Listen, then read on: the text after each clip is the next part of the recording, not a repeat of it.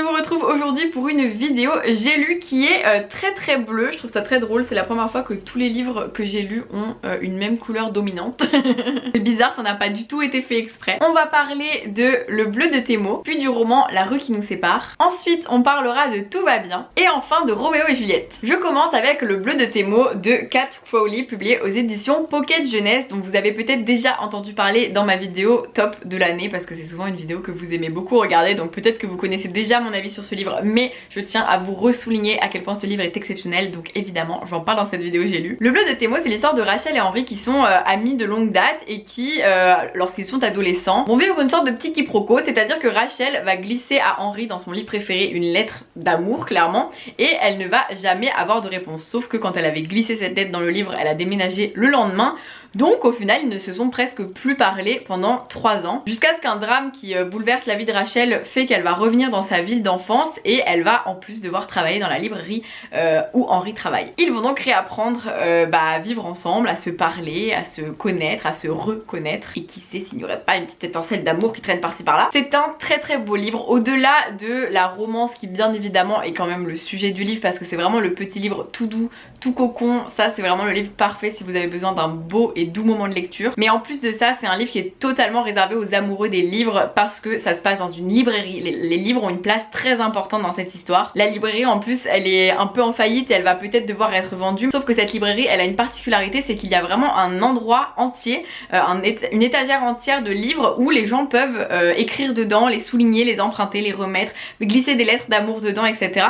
Et du coup il y a beaucoup d'échanges épistolaires à l'intérieur de ces livres. On va découvrir au fur et à mesure du livre, entre les chapitres, on voit quelques petites discussions épistolaires entre certains personnages qu'on suit attentivement dans l'histoire. Donc c'est vraiment un livre très riche, comme je vous disais, très doux, très tendre, qui vous fera passer un très beau moment. J'ai vraiment beaucoup aimé les personnages qui ont parfois des sacrés caractères, mais justement c'est ce que j'ai aimé, c'est qu'ils sont pas parfaits, ils sont juste humains. Et je pense que quand on a besoin d'un livre qui fait du bien, celui-ci est vraiment le livre à lire, le livre qui vous détendra au possible, même si encore une fois dans les livres comme ça il y a toujours quand même des sujets difficiles, mais qui sont très bien abordés et qui sont entourés de belles choses, de belles idées, de belles pensées. Le prochain livre dont je vais vous parler est un livre très important qui sort la semaine prochaine, mercredi 20 janvier, donc j'espère vraiment que vous le découvrirez. D'ailleurs je vous en parlerai très prochainement plus en détail dans une autre vidéo, vous verrez. Surprise surprise. Il s'agit de La rue qui nous sépare de Célia Samba, publié aux éditions Hachette, et sachez que pour chaque achat de ce livre il y a 1 euro qui est reversé à l'association La Cloche, qui est une association qui lutte contre l'exclusion des personnes sans abri et qui aide à renforcer le lien social entre voisins de même quartier avec ou sans domicile. Vous allez tout de suite comprendre pourquoi il y a un partenariat avec cette association, parce que ce livre c'est l'histoire de Noémia et Tristan,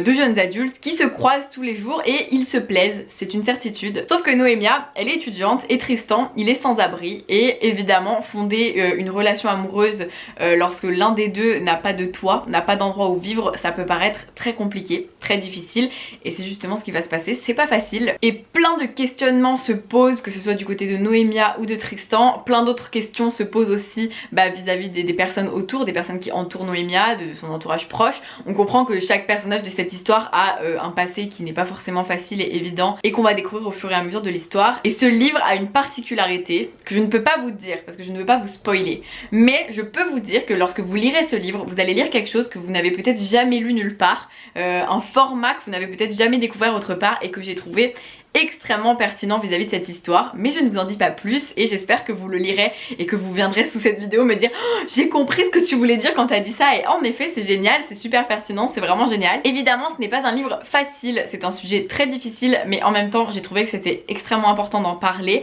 d'en faire un livre young adult qui du coup peut être destiné aux adolescents comme aux adultes. Moi personnellement je suis beaucoup touchée par tout ce qui m'entoure, je suis quelqu'un qui culpabilise facilement, qui est très sensible. Je culpabilise énormément dès que je croise un sans-abri et que je ne lui donne pas de l'argent ou à manger ou autre chose. C'est quelque chose qui, que depuis que j'habite à Paris je vis très souvent, et ce livre m'a permis d'autant plus de me dire c'est fou quoi, j'aimerais tellement aider. Vous verrez qu'autour de ce livre je vais faire quelque chose pour aider un petit peu à ma manière, et j'espère aussi pouvoir m'engager dans des associations et j'espère que ce livre fera aussi naître des envies aux personnes qui le liront, de se dire ok c'est bien d'être sensibilisé à une cause, ok c'est bien d'en entendre parler, de se dire ah j'aimerais m'engager mais de ne rien faire, et j'espère que plein de gens vont passer le pas, ou même juste soutenir financièrement des associations, c'est déjà très bien lorsqu'on en a les moyens. Donc voilà, ce livre a réveillé plein de choses en moi et j'ai vraiment beaucoup apprécié. J'ai aimé aussi le fait qu'on parte quand même sur une histoire voilà une sorte de petite romance dans un cadre qui n'est pas du tout idyllique, qui vient peut-être adoucir le tout et qui montre que bah même dans des situations très difficiles, l'amour existe quand même. Et surtout ce livre montre que une personne sans abri ou une personne avec domicile reste un être humain dans tous les cas et qu'on devrait de toute façon être considéré sur un même pied d'égalité.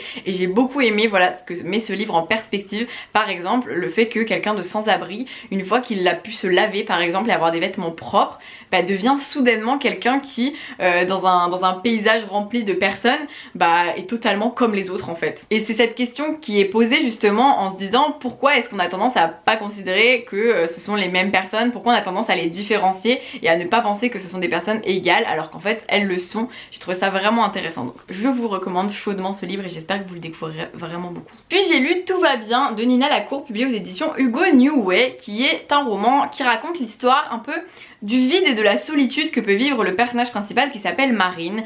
On comprend que lorsqu'elle elle a quitté le lycée, elle est partie sans rien dire à personne suite à un événement qui a un petit peu bouleversé sa vie. Elle n'en a même pas parlé à sa meilleure amie Mabel, qui était sa meilleure amie qu'elle aimait d'ailleurs peut-être un petit peu trop, et elle a disparu des radars et allait s'installer dans son nouveau lieu d'études à New York, dans son université, et elle a apprivoisé un peu voilà ce vide et cette absence et cette solitude. Mais Mabel, elle a quand même envie d'aider Marine et elle va finalement lui rendre visite aux vacances d'hiver, et Marine ne va pas avoir le choix que de lui confier un peu ce qui a pu lui arriver et ce qui a fait qu'elle s'est un peu repliée sur elle-même. Malheureusement ça ne l'a pas vraiment fait avec moi.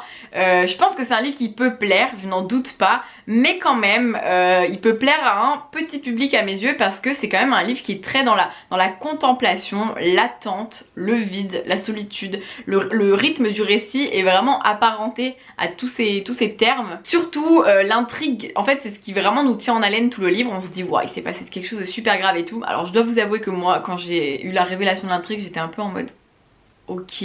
J'ai trouvé que ce livre manquait de réalisme dans les dialogues entre les personnages et tout, c'est tellement silencieux, moi ça me gênait un peu à lire, je sais pas comment vous expliquer ça. Vous savez comme quand il y a un blanc gênant entre deux personnes, bah là le blanc gênant il est tout le temps et je trouvais que c'était pas très réaliste, c'était un petit peu trop excessif. Après c'est mon avis hein, là-dessus, je sais qu'il y a peut-être d'autres gens qui ont adoré justement ce style. Là où je suis par contre très satisfaite dans ma lecture disons, c'est que je trouve vraiment que l'autrice sait bien maîtriser son style littéraire pour l'apparenter à l'ambiance et l'atmosphère du livre, et ça elle l'a très bien fait. Malheureusement du coup moi ça l'a pas trop fait parce que j'ai pas été spécialement touchée par tout ce qui arrivait au personnage principal. Autant la relation entre Marine et Mabel je l'ai trouvée justement très belle à lire, très belle à découvrir et à interroger, autant le reste j'ai pas été conquise, donc voilà, malheureusement ça l'a pas fait avec moi. J'étais quand même contente de découvrir Nina Lacour et ça m'a confortée dans l'idée qu'elle avait quand même un style intéressant et que j'aimerais bien lire d'autres livres de sa plume parce que je pense que ces livres peuvent me plaire, c'est juste celui-ci qui m'a pas particulièrement touchée ou émue. Enfin j'ai lu Roméo et Juliette de William Shakespeare, mais dans une très jolie édition de chez Tiber Édition. C'est une édition qui est illustrée, je vais vous montrer, il y a quelques illustrations dans le livre, presque à chaque chapitre on a des petites illustrations, soit des petites soit des grandes, donc voilà. Puis déjà de base, même sans parler des illustrations, le livre est trop beau, je suis fan.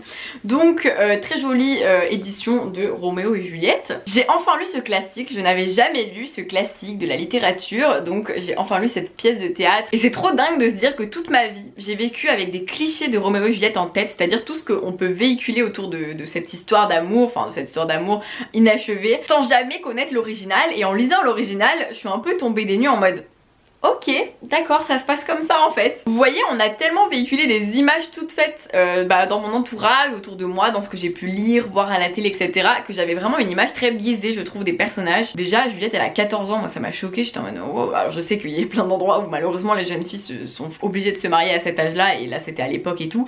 Mais là, dans la manière d'être et de parler et de se marier et d'être totalement épris de quelqu'un, j'ai trouvé qu'au final, je m'y attendais pas, mais Roméo, au final, c'est quand même quelqu'un qui était fou amoureux d'une certaine Rosalie, je crois, et quand il va voir Juliette, bon bah adieu Rosalie, finalement c'est Juliette que j'aime. Je me dis ça se trouve il aurait croisé une Tiphaine juste après, il serait tombé fou amoureux de la Tiphaine, tu vois. C'est pour dire que c'est des personnages que j'avais vraiment idéalisés et qui dans ce livre bah j'ai pu les découvrir en vrai. J'ai quand même trouvé que cette pièce de théâtre était très accessible s'il y a des personnes qui veulent la découvrir. C'est chouette de pouvoir lire des classiques qui ne sont pas non plus écrits dans un langage où on ne comprend pas grand chose lorsqu'on n'a pas fait des études littéraires ou autres, donc ça c'est très chouette.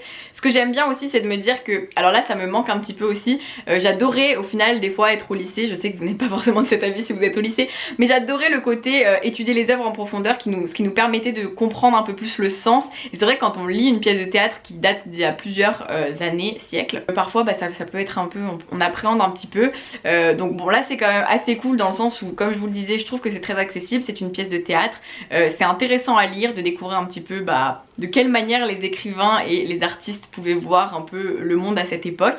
Donc j'ai trouvé ça intéressant, mais vraiment autant vous dire que j'ai été surprise par la tournure de l'histoire qui au final est un peu drôle dans toute sa tragédie. D'ailleurs certains et certaines d'entre vous m'ont dit par message que oui, en fait William Shakespeare par cette pièce se moquait un petit peu des émois adolescents et clairement oui, on est un peu là-dedans quoi. C'est quand même une succession de mauvais choix et d'actes manqués et voilà. J'ai bien aimé découvrir cette histoire. Après voilà, encore une fois j'ai pas spécialement été subjuguée, j'ai trouvé que c'était intéressant à lire, j'ai été ravie de découvrir ce classique, mais c'est pas ma pièce de théâtre préférée du tout. Mais au moins maintenant je peux dire que j'ai enfin lu Roméo et Juliette de William Shakespeare et je vais me renseigner un petit peu pour comprendre davantage l'œuvre et voilà, la découvrir un peu plus en profondeur, mais au moins déjà j'ai l'original en tête. J'espère que cette vidéo j'ai lu vous a plu. Sachez qu'elle ne devait pas sortir tout de suite, mais la vidéo d'aujourd'hui devait être très longue à monter. Je me suis dit non mais la vidéo j'ai lu, je préfère vous la faire tout de suite. D'ailleurs si vous avez vu ma vidéo de mercredi, que vous pourrez voir dès que vous avez fini celle-ci, vous savez que je vous ai parlé des vidéos j'ai lu, des statistiques et tout, donc je trouvais ça rigolo au final de faire une vidéo j'ai lu juste après. Mais ce n'est pas grave, j'espère que cette vidéo vous plaira et que vous... Sachez que chez Tiber Édition c'est très solide, hein. Il ne s'est pas du tout abîmé alors qu'il est vraiment tombé boum sur l'angle. Mais il est tout beau, tout neuf. Bref, j'espère que vous les lirez, qu'ils vous plairont. Dites-moi en commentaire si vous les avez lus, votre avis, parce qu'il y en a certains qui sont sortis à un moment. Et bah, pour ceux qui ne sont même pas encore sortis, pensez à les précommander chez votre libraire ou à aller en librairie le 20 janvier. D'ailleurs, je vous fais un petit teasing comme ça, mais sachez que sur mon compte Instagram, le souffle des mots, il y a un concours pour le gagner en ce moment même. Donc si vous avez envie de tenter votre chance, c'est le moment. Passez de très belles lectures d'ici la prochaine vidéo et je vous fais plein de bisous.